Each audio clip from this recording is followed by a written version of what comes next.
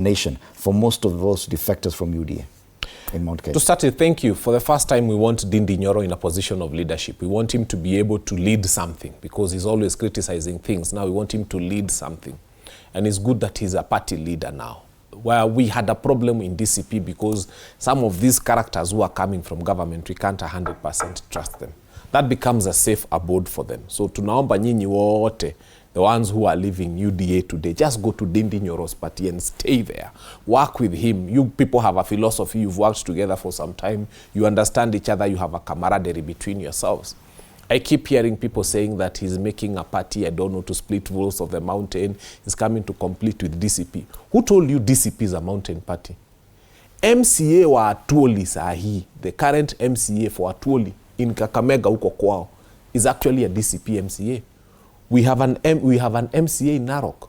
We have an MCA in Kariobangi. And you know, MCA represents grassroots leadership. So it tells you in Atuoli's constituency, at the very level, at the lowest, at the grassroots, we have a DCP. In fact, in that election, UDA came out, I think, number 6 or 7. ODM was number 5 or something of that kind. So it tells you DCP is popular even in Kakamega, okay? DCP is popular in Narok. DCP is popular in Nairobi. We have an MCA in Kariobangi, which is cosmopolitan. So DCP is not a mountain party. So let's stop comparing it with Akina PPK, I don't know, P what.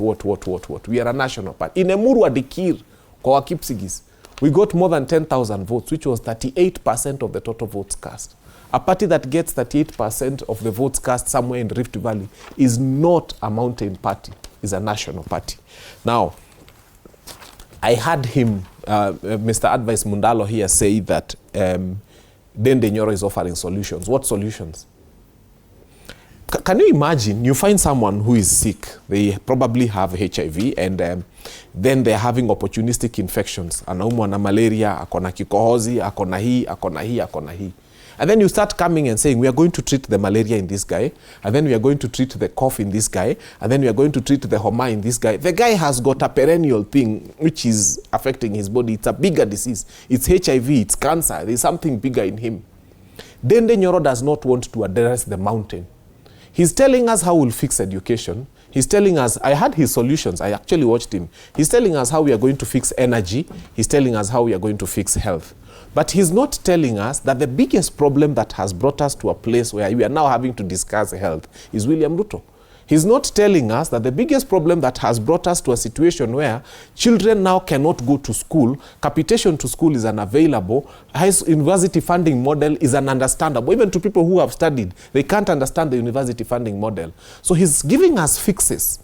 But the main cancer, which has led us to a situation where all these problems are happening, he doesn't want to talk about. So when you ask Ndindi Nyoro, what is your position about William Ruto? He says, I'm in the opposition. You tell him, do you think William Ruto should go for a second term? Ndindi Nyoro will never answer that question. And that is the question, that is the elephant in the room.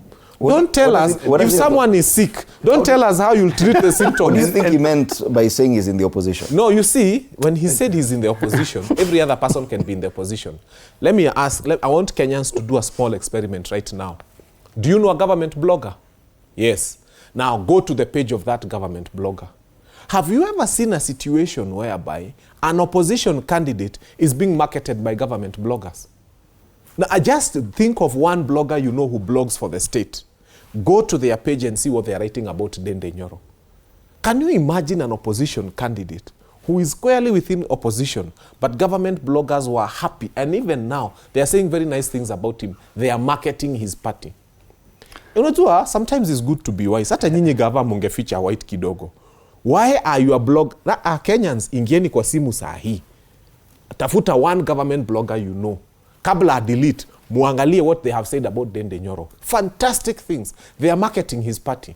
So you wait a minute. Hata kama sometimes sisi ni wajinga, ujinga yetu sio mingi sana. So he's a mole. Lakini, no, we will know. Unajua Thursday si mbali. Mimi nakwambia friend. Basically, Mambo amesema he's a mole. All I'm saying you do not trust his... You people just go. Thursday si mbali. Look for a government blogger you know. Sirigijia anaenda Muranga. Yes. Tutajua mbivu na mbi. Look for a government blogger you know. Go and look at what they are saying about Ndindi Nyoro. Then come back to me. And in fact, when you speak about goons, some of the worst goons we have exist online. People who just go online and bully others with terrible ideas.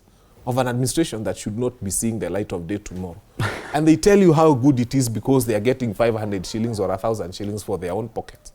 I think once we are done smoking out the goons who are beating up people, we need to start going online and asking, Uyu Mutu, is he really one of us as a Kenyan?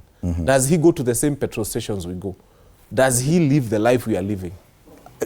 What does that do to a politician? The fact that you enter the fray and there's a lot of mistrust. You remember the days of fence seating about watermelon and what that did to that particular politician. Yeah. Ndindi Nyoro being branded a watermelon, a mole, all that. He was a young, bright, with a bright future politician. What does that do to him? I said it in my beginning.